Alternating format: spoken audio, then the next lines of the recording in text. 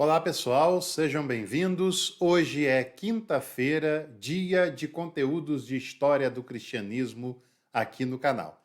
Hoje nós vamos para a nossa oitava aula, para o nosso oitavo vídeo temático sobre a história da igreja, e nós temos feito essa transição cronológica, começando, é claro, pela história antiga. Hoje, o tema da nossa aula são os apologistas e os polemistas. Você sabe quem foram os apologistas e os polemistas? Esses personagens foram muito importantes para a história da igreja, para a história da teologia, principalmente a teologia que naquele momento ainda estava nascendo e se desenvolvendo, lidando com todas as demandas e os desafios que cada época e cada contexto lhe impunha. Nós podemos dizer que esse grupo de teólogos, de pensadores, de filósofos cristãos também, em alguns casos, é o primeiro grande grupo de teólogos da história do cristianismo.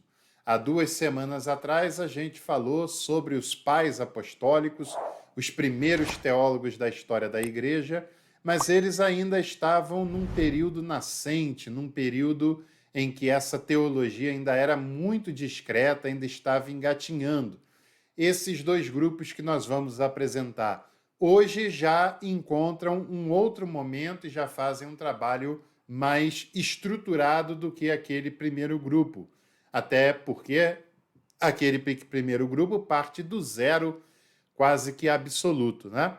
Então, antes da gente falar sobre essa temática, quero dizer que tudo que a gente tem apresentado aqui no canal, às quintas-feiras, na história do cristianismo, está aqui no meu livro e você pode adquirir o meu e-book Entusiasmo e Poder, uma história do cristianismo, hoje mesmo por um preço bem baratinho. É só ir aqui na descrição que você vai encontrar o link desse, de outro e-book e também dos cursos online aqui do nosso trabalho do Café com Teologia.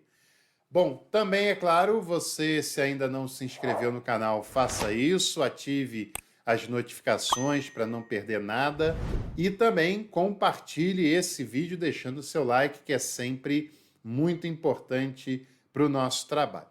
Bom, esse grupo que eu falei com vocês, os apologistas e também os polemistas, o período e a área de atuação desses teólogos foi entre os séculos segundo e terceiro, logo após a Era Apostólica. A Era Apostólica perdurou no primeiro século até o ano 90, 96, quando ainda se tinha presente alguma figura apostólica.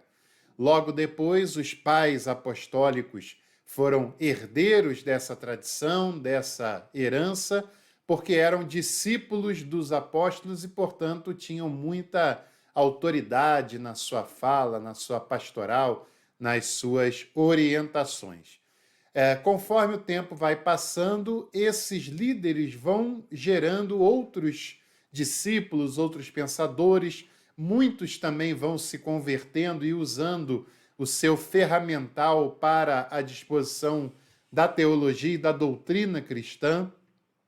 É claro que ainda não dá para falar de teologia no sentido acadêmico do termo, como será posteriormente, mas a reflexão doutrinária, a reflexão teológica, ela está cada vez mais quente já no segundo século e principalmente no terceiro século.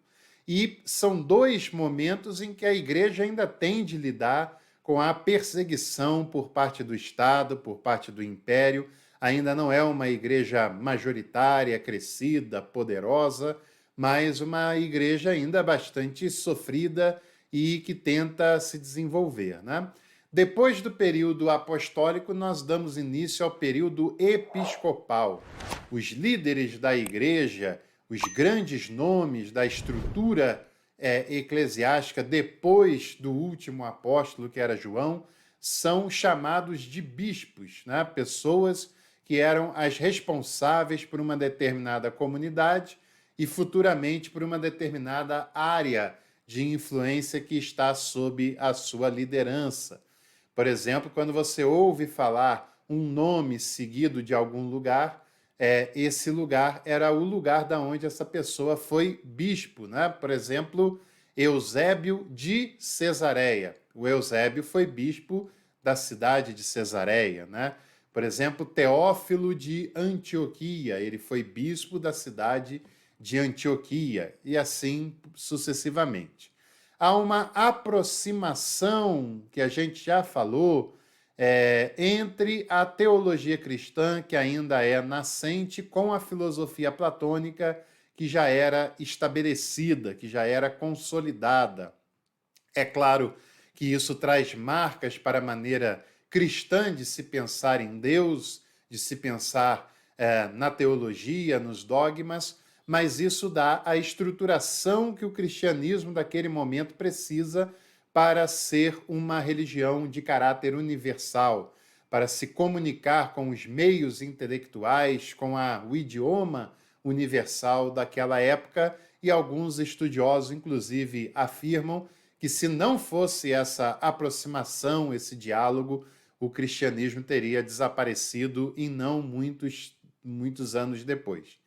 O primeiro grupo é aqueles que nós chamamos de apologistas. Apologista vem de apologia. Apologia, você sabe que é uma defesa de alguma coisa, né? A defesa de alguma bandeira, a defesa de alguma ideologia. E os apologistas foram aqueles que lutaram para defender a fé cristã na qual eles acreditavam.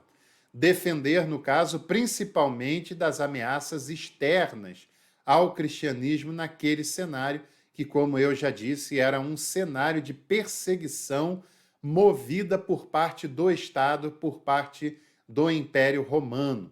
Claro que essas perseguições elas são superdimensionadas, mas é inegável que elas tenham acontecido em maior ou menor grau. Em algumas cidades era mais intensa, em outras nem tanto, mas é uma perseguição que acontece, até porque todo império, todo reino, toda monarquia é confessional, e quem não estiver ligado à religião oficial desse Estado acaba tendo sanções no seu dia a dia, né? Então, a principal característica dos apologistas é que eles se dedicaram a escrever apologias, que muitas vezes era endereçada a autoridades romanas, ao imperador, ao Senado, para apelar para o bom senso e para não perseguição em relação aos cristãos. E também nós devemos saber que esses apologistas, diferentemente dos polemistas, foi um grupo de pessoas que utilizaram a filosofia como mecanismo intelectual, como mecanismo de diálogo, até porque o primeiro grande nome dos apologistas desse período foi Justino Marte. Anota esse nome porque ele é muito importante. Justino Marte, ele nasceu na Palestina e ele tinha uma formação de uma escola neoplatônica. Era alguém que conhecia a filosofia e ele, quando se converteu ao cristianismo, ele tem uma postura diferente de todas as posturas dos pensadores que antes dele tinham se convertido. Esses, quando tinham uma experiência de adesão ao cristianismo, negavam a filosofia que conheciam e praticavam anteriormente. Já o Justino Marte não fez isso. Ele se converte à mensagem cristã, se converte aos ensinamentos de Jesus, mas não repudia a filosofia neoplatônica na qual ele era formado. Pelo contrário, ele acredita que a filosofia era uma ferramenta importante na mensagem cristã, na formação da teologia cristã, e que essa filosofia tinha muito a dizer nesse diálogo e nessa relação entre essas duas realidades. Para o Justino Marte, as escrituras, ou o que se conhecia das escrituras até então, o Antigo Testamento, algumas cartas do Novo Testamento, né, do que será o Novo Testamento, na verdade não estão em contradição com a filosofia, elas são o ápice da filosofia, né? Justino Martins também tem um conceito muito interessante chamado de logos espermaticós. Espermaticós é isso mesmo que você está imaginando, é a semente do logos, ou seja, ele acreditava que em Jesus o logos, que é um conceito filosófico, é um conceito grego, esse logos se manifestou fisicamente, visivelmente na pessoa de Jesus, e a partir de então, essa pregação conduz as pessoas a conhecerem a verdade. Mas antes de Jesus, como é que se dava esse processo? Esse processo se dava pela semente do Logos, que ainda não tinha florescido como uma árvore, mas que já tinha a sua semente, e essa semente iluminou, inspirou algumas pessoas antes de Jesus para conhecerem a verdade, e como não há verdade que não venha de Deus, é sinal que essas pessoas, como Sêneca, Platão, Aristóteles, foram iluminados pelo Logos espermaticós ao conhecerem, ao contemplarem a verdade. Verdade que aqui já é um conceito e não mais uma pessoa, como é para o Evangelho de João. A verdade que liberta é a pessoa de Jesus, né? O Justino também é conhecido por ter escrito 3 textos principais. Uma apologia para o imperador Antonino Pio, uma outra apologia endereçada ao Senado romano e uma terceira obra que é a mais conhecida, chamada Diálogo com Trifão, que é uma conversa entre um ancião e um judeu, e que no final das contas, aquele judeu que não acreditava em Jesus acaba se convertendo à mensagem cristã. O segundo nome dentre os apologistas é Teófilo de Antioquia, que foi bispo dessa mesma cidade, escreve uma apologia chamada A Autólico, que era um magistrado pagão, um magistrado ligado ao Império Romano, alguém que não era da fé, mas que tinha alguma importância, ao qual o Teófilo recorre para tentar eliminar ou diminuir as perseguições em relação aos cristãos. Com relação ao Teófilo de Antioquia, também é bem provável que ele tenha sido o primeiro teólogo a desenvolver o conceito de creatio ex nihilo, ou a criação a partir do nada. Outros nomes também dessa lista de apologistas, nós podemos citar o Minúcio Félix e também o Atenágoras de Atenas.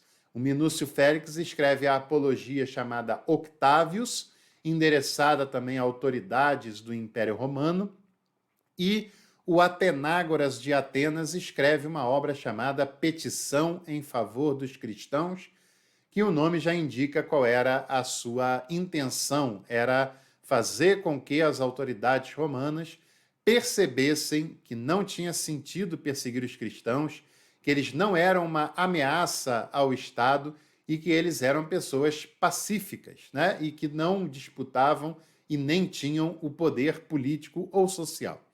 Então, essa é uma breve lista dos apologistas. E também nesse vídeo nós vamos falar sobre os polemistas. Qual a diferença básica entre polemistas e apologistas? Bom, nós podemos citar algumas coisas, né? Os apologistas tentavam defender a igreja das ameaças que vinham de fora para dentro, ou seja, as perseguições. Os polemistas tentavam defender a igreja das ameaças que surgiam internamente, ou seja, dos desvios doutrinários e daquilo que era considerado heresia. Outro detalhe importante é que os apologistas faziam uso da filosofia, porque todos eles eram de origem filosófica, de pensamento, né? Já os polemistas não gostavam muito da filosofia. O Tertuliano, por exemplo, era até contrário à filosofia, e eles fazem um uso bastante restrito da própria teologia para elaborar as suas teses e os seus posicionamentos.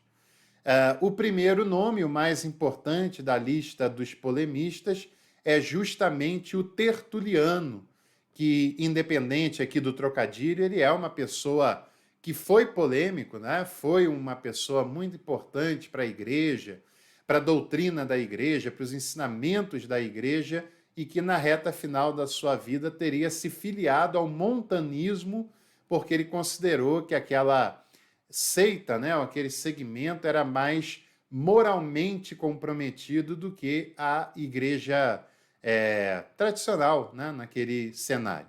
O Tertuliano foi o primeiro teólogo a escrever em latim, ao que tudo nos indica, propõe a ideia de um monoteísmo orgânico, que é a ideia de que o fato de Deus ser três pessoas não exclui a sua unidade, né? Ou seja, acreditar que Deus é um único ser, que Deus é composto por uma unidade, não exclui uma pluralidade.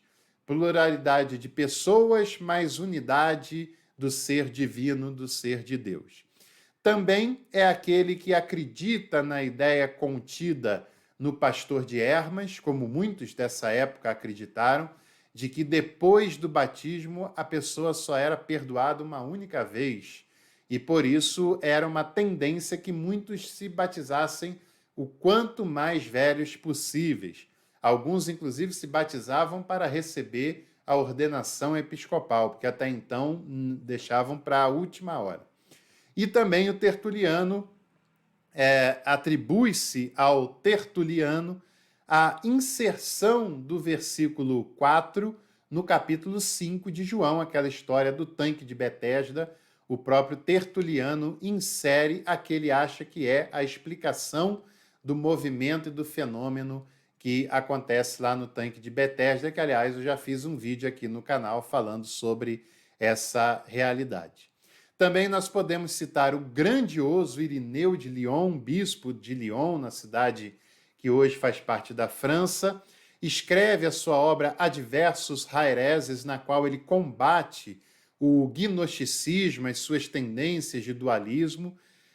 O Irineu de Lyon via o logos da filosofia como sendo o Filho e também a Sofia como sendo o Espírito Santo, né? Uma interpretação filosófica de posicionamentos do pensamento cristão, como também ele tem a polêmica frase de que Maria é a corredentora da humanidade.